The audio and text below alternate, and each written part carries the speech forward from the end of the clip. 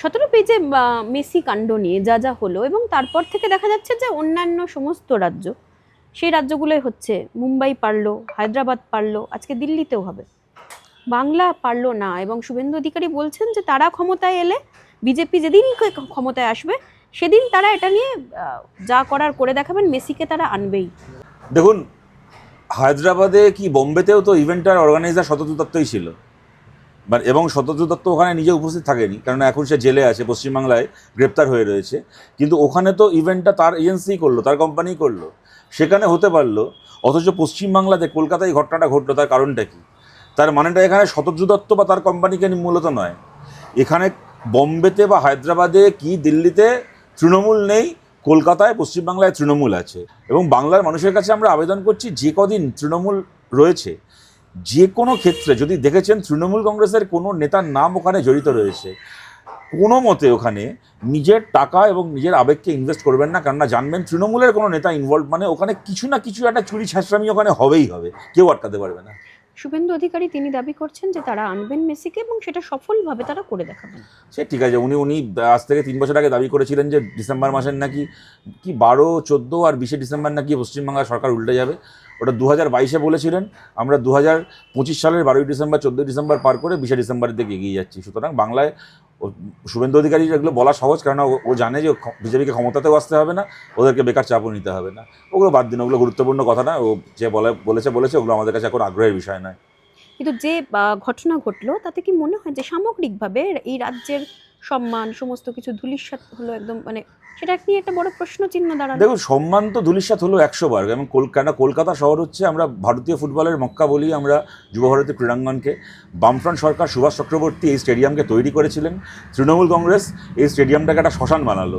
এবং এবং মেসি একজন এত বড় আইকন, গোটা পৃথিবীর সবচেয়ে নামকরা স্পোর্টসম্যানদের প্রথম 2-3 জনের মধ্যে মেসি হয়তো এই মুহূর্তের পৃথিবীতে সবচেয়ে বিখ্যাত স্পোর্টসম্যানই মেসি।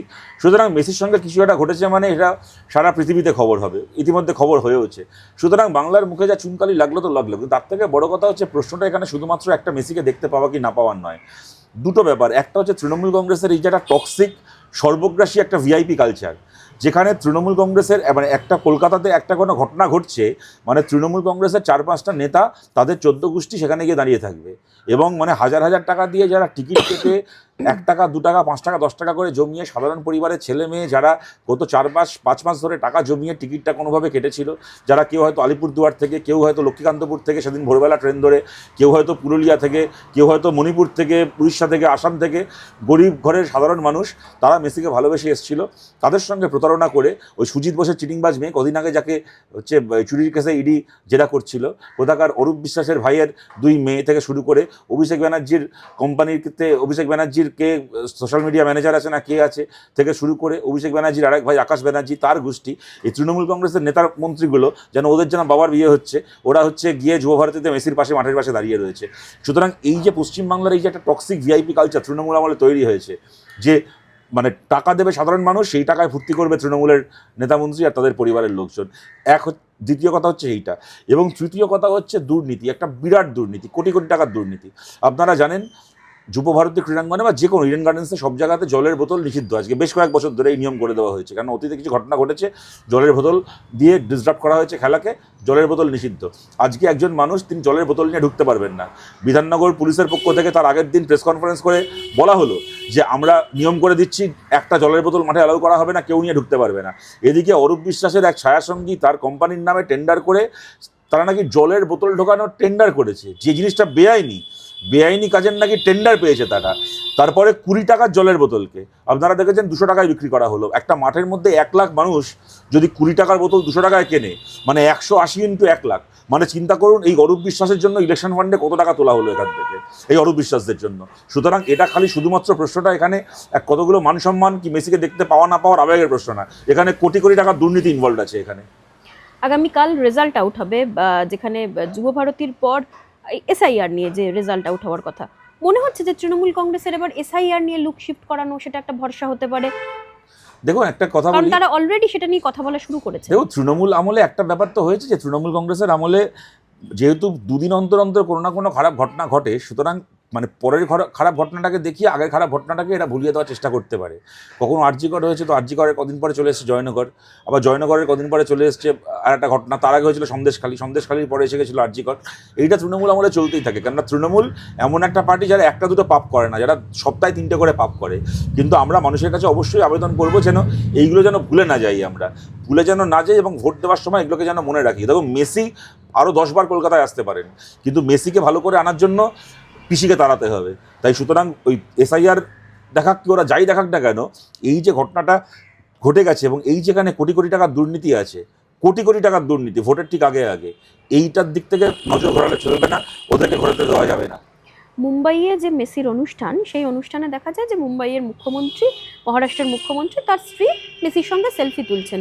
তৃণমূল, বিশেষ করে কুণাল ঘোষ, তিনি সেই ছবি পোস্ট করে প্রশ্ন তুলছেন যে এটা তাহলে কি, এই বিষয়ে আপনি কি বলবেন? দেখুন, মুখ্যমন্ত্রীর স্ত্রীর আমরাও দেখেছি সেটা, এবং এটা ঘটনা যে মুখ্যমন্ত্রীর স্ত্রীর তো কোনো রকম কোনো প্রোটোকলে মাঠের মাঝখানে দাঁড়িয়ে থাকতে পারার কথা না, কিন্তু তবু সেখানে এটা করেছেন, সুতরাং সেটাকে নিয়ে সমালোচনার সুযোগ রয়েছে। আবার এইটাও ঘটনা যে তা বলে একজন ব্যক্তির একটা সেলফি তোলার জন্য সামগ্রিকভাবে একেবারে ওখানকার শাসক দলের নেতা, তাদের আত্মীয়রা, তাদের কোম্পানির এমপ্লয়িরা সবাই মিলে মানে শুভশ্রী গাঙ্গুলি ছবি তুলছে, তো শুভশ্রীর হচ্ছে যে ম্যানেজার সেও দাঁড়িয়ে মেসির সঙ্গে সেলফি তুলছে। মানে এই যে দৃশ্য কলকাতায় দেখতে হয়েছে, তার সঙ্গে মুম্বাইয়ের একটা সেলফি কম্পারেবল নয়। এবং আপনাদেরকে বলছি, ধরুন তেলেঙ্গানায় একটা রাজ্যের সরকার কংগ্রেসের, সেখানে রাহুল গান্ধী উপস্থিত ছিলেন, এবং মহারাষ্ট্রে বিজেপির সরকার, সেখানে বিজেপির মুখ্যমন্ত্রী উপস্থিত ছিলেন।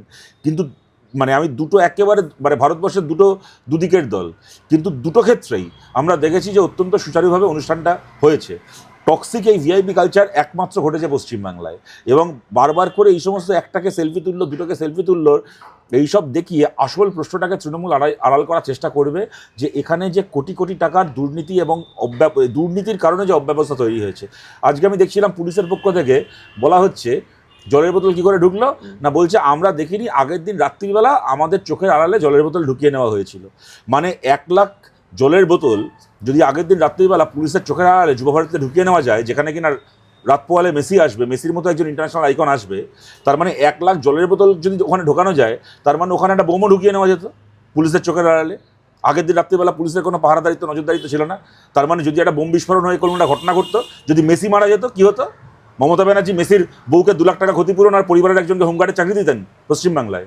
সুতরাং এই যে পুলিশ থেকে শুরু করে, এই অরূপ স্বরূপ থেকে শুরু করে সুজিত বোস, সবাই মিলে যেখানে দুর্নীতি এবং টাকা পয়সার ভাগবটোয়ারা করেছে ভোটের আগে ওই মেসিকে দেখিয়ে, এইটা কিন্তু একটা বিরাট বড় স্ক্যাম পশ্চিমবাংলায়, যে স্ক্যামটাকে সামনে আসতে হবে। এবং আমরা দাবি করছি, আপনার এখানে আমি কথাটা প্রথম বলছি, এবং আমরা এটা আরও জোর গলায় এই মুহূর্ত থেকে বলা শুরু করছি, আমরা দাবি করছি, দেখুন মেসির মতো একজন প্লেয়ার, সে তো টাকা না পেয়ে, মেসির মতো একজন প্লেয়ার তো প্লেনে উঠবে না ভারতে আসার জন্য, তাকে তো অ্যাডভান্স টাকা দিতে হয়েছে। আমরা দাবি করছি গত 6 মাসে শতদ্রু দত্তর ব্যাঙ্ক অ্যাকাউন্টের ট্রানজ্যাকশন বার করে দেখা হোক, কোনো তৃণমূল কংগ্রেসের কোনো মন্ত্রীর কাছ থেকে তার অ্যাকাউন্টে টাকা ঢুকেছে কিনা মেসিকে দেওয়ার জন্য। আমরা দাবি করছি, কিসের বিনিময়ে হঠাৎ করে একটা কর্পোরেট ইভেন্ট এরকমভাবে তৃণমূলের বাবার সম্পত্তি হয়ে গেল, তার পেছনে কার কালো টাকা কোথায় খেটেছে? দুর্গাপুরের সনকা হসপিটাল, যে সনকা হসপিটালের ডিরেক্টর ছিল বিনয় মিশ্র, অভিষেকের গরু পাচারের পার্টনার, সেই সনকা হসপিটাল এই ইভেন্টের স্পন্সর ছিল। কার টাকা আসলে খাটছিল? সনকা হসপিটালের মাধ্যমে। মমতা বন্দ্যোপাধ্যায়ের পার্টিকে ইলেকট্রাল বন্ডে যে ব্যবসাদার কোটি কোটি টাকা দিয়েছে, সেই ব্যবসাদারদের, এই ডালমিয়া সিমেন্ট থেকে শুরু করে, গোয়েঙ্কা থেকে শুরু করে, সেই ব্যবসাদাররা এই ইভেন্টের মূল স্পন্সর ছিল। এখানে দুয়ে কোথায় চার হচ্ছে আমাদের বুঝতে অসুবিধা রয়েছে। এবং দেখুন, বামফ্রন্ট সরকারের সময় আপনারা জানেন কোনো কর্পোরেট হাউস মারাদোনাকে আনেনি। মারাদোনাকে এনেছিলেন এখানে শ্রমিক লাহিড়ী, আমাদের পার্টির নেতা।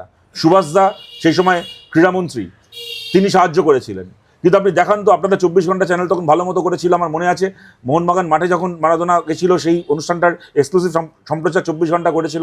আপনাদের কাছে সমস্ত ফুটেজ রয়েছে, দেখান তো গোটা মারাদোনার ট্যুরে কি বুদ্ধদেব ভট্টাচার্যের মেয়ে, কোথায় সুভাষ চক্রবর্তীর ছেলে, কোথায় মানব মুখার্জির মেয়ে, গৌতম দেবের ছেলে, একজন সিপিএমের একজন মন্ত্রীর একটা বাড়ির লোককে আপনারা দেখান তো দেখি মারাদোনার কোলে উঠে ঘুরছিল, মারাদোনার পাশে দাঁড়িয়ে দাঁতবার করে ছবি তুলছিল। একটা আপনাদের ক্যামেরা তো আছে, আপনাদের তো ক্যামেরা রয়েছে। এখন তো অনেকে সেই সময় যারা সাংবাদিকতা করেছেন, এখন তৃণমূলের পাচাটা দালাল হয়েছে, কিছু বড় বড় কথা বলছে ফেসবুকে আর এখানে ওখানে। আপনারা দেখান দেখি একটা ফুটেজ, আপনাদের 24 ঘন্টার দেখান, কি কোনো চ্যানেলের কেউ দেখান একজন সিপিএমের কোনো নেতা, কোনো মন্ত্রীর মেয়ে সেখানে কোনো আনডিউ প্রিভিলেজ নিয়েছে। মারাদোনা যখন এসেছিল 50 টাকার টিকিট কেটে লোকে 50, এখনকার মতো 10,000 টাকা 15,000 টাকায় নিলামই হয়নি, 50 টাকার টিকিট কেটে মানুষ যুবভারতীতে গিয়ে চোখ ভরে মারাদোনাকে দেখেছিল। মোহনবাগান মাঠ থেকে শুরু করে মারাদোনাকে মানে মাদার হাউসে মিশনারিজ অফ চ্যারিটিতে গেছিলেন, জ্যোতিবাবুর বাড়িতে গেছিলেন, ইন্দিরা ভবনে। মানে সরকার থেকে উদ্যোগ নেওয়া হয়েছিল যাতে মহেশতলা স্টেডিয়াম উদ্বোধন করেছিলেন, সরকার থেকে উদ্যোগ নেওয়া হয়েছিল যাতে বেশি করে মানুষ আরও মারাদোনাকে দেখতে পারে। গরিব ছেলেমেয়েরা, ফুটবল গরিব মানুষের খেলা, ফুটবল সাধারণ মানুষের খেলা, ফুটবলের সঙ্গে সবচেয়ে বেশি আবেগ জড়িত গরিব ছেলে মেয়েদের, গরিব পরিবারের মানুষের, তারা যেন চোখ ভরে তাদের স্বপ্নের হিরোকে দেখতে পায়। একজন কোনো সিপিএমের নেতামন্ত্রীর ছেলে মেয়ে ওখানে ধান্দাবাজি করতে যায়নি। আর এখন স্বরূপ বিশ্বাসের মেয়ে, সুজিত বোসের মেয়ে, এরা কি করতে গেছিল? মমতার ভাইপো কি করতে গেছিল ওখানে? কোন অধিকারে গেছিল? যদি গ্যালারি থেকে, যদি মানে 5 কিলোমিটার দূর থেকে গ্যালারিতে বসে মেসিকে দেখার জন্য যদি টিকিটের দাম হয় 15,000 টাকা, তাহলে তো মাঠে মেসির পাশে দাঁড়ানোর টিকিটের দাম 15 কোটি টাকা হওয়া উচিত। ক টাকা দিয়ে টিকিট কেটেছিল শুভশ্রী গাঙ্গুলি? ক টাকা দিয়ে টিকিট কেটেছিল এই অভিষেকের কোম্পানির এই যে সোশ্যাল মিডিয়া ম্যানেজার? ক টাকা দিয়ে টিকিট কেটেছিল ওরা, যে ওরা মেসির পাশে গিয়ে দাঁড়িয়েছিল? সুতরাং এইগুলো জানতে হবে, এগুলো মানুষকে জবাব দিতে হবে ওদের। এসআইআর নিয়ে Trinamool may I help you camp করছে এবং আজকে থেকে সেই সমস্ত কাজ তারা করছেন, যেহেতু কালকে একটা লিস্ট বেরোবে। এই নিয়ে এত বিতর্ক চলছে মেসি নিয়ে। দেখুন, সবটা মিলিয়ে প্রাইমারি লিস্ট তো যা তালিকা যা বেরিয়েছে, যে ভবানীপুরে কত জাল ভোটার রয়েছে, আপনার ববি হাকিমের কেন্দ্রে কত জাল ভোটার রয়েছে, অরূপ বিশ্বাসের কেন্দ্রে কত জাল ভোটার রয়েছে, শোভনদেব চ্যাটার্জির কেন্দ্রে কত জাল ভোটার রয়েছে, তার যে প্রাইমারি লিস্ট বেরিয়েছে তাতে এসআইআর যদি ঠিকমতো হয় তাহলে তৃণমূলকে আর মে আই হেল্প ইউ করতে হবে না, আমাদেরকে তৃণমূল নেতাদের বাড়ির বাইরে গিয়ে মে আই হেল্প ইউর বোর্ড ঝুলিয়ে আসতে হবে। হেল্প আর জনগণের না, হেল্পে বা তৃণমূল নেতাদের লাগবে। মমতা ব্যানার্জির কাছে গিয়ে আমাদেরকে মে আই হেল্প ইউ করতে হবে। নারেগার নাম পরিবর্তন হয়ে জিরামজি হলো। মনে হচ্ছে যে রামের নাম ব্যবহার করে বিজেপি বা গেরুয়া শিবির তারা একটা প্রচারে নামলো আলাদা করে। দেখুন, এই মনরেগা প্রকল্প মহাত্মা গান্ধীর নামে ছিল, যেমন এরা গান্ধীর দেশকে সরিয়ে গডসের দেশ করতে চায়, তার কারণে এই পরিবর্তন। মহাত্মা গান্ধী তো রাম বিরোধী ছিলেন না। মহাত্মা গান্ধী যখন আরএসএসের গুলি খেয়ে মারা যাচ্ছিলেন, হে রাম বলে মারা গেছিলেন, ওনার জীবনের শেষ শব্দ ছিল হে রাম। সুতরাং গান্ধীজি রাম বিরোধী ছিলেন না, কিন্তু গান্ধীজি একটা ধর্মনিরপেক্ষ ভারত চেয়েছিলেন। সেই মহাত্মা গান্ধীর নামে মনরেগা প্রকল্প ছিল। আজকে বিজেপির সরকার, বিজেপি তো এর আগে যখন কেন্দ্রের সরকারে ছিল তারা তো এরকম কোনো প্রকল্পের কথা ভাবেনি। আমরা বামপন্থীরা যখন ইউপিএকে সমর্থন করলাম, আমাদের ব্রেন চাইল্ড মনরেগা প্রকল্প ইউপিএ আমলে হয়েছিল। এদের এরকম একটা প্রকল্প করার মুরদ নেই, কিন্তু প্রকল্পের নাম পাল্টে এরা হিন্দু রাষ্ট্রের বার্তা দিতে চায়। কিন্তু এইগুলো ভারতবর্ষের মানুষ এইবার লোকসভা ভোটে একটা ধাক্কা দিয়েছে, পরের ধাক্কায় বিজেপি বঙ্গোপসাগরে ভেসে যাবে।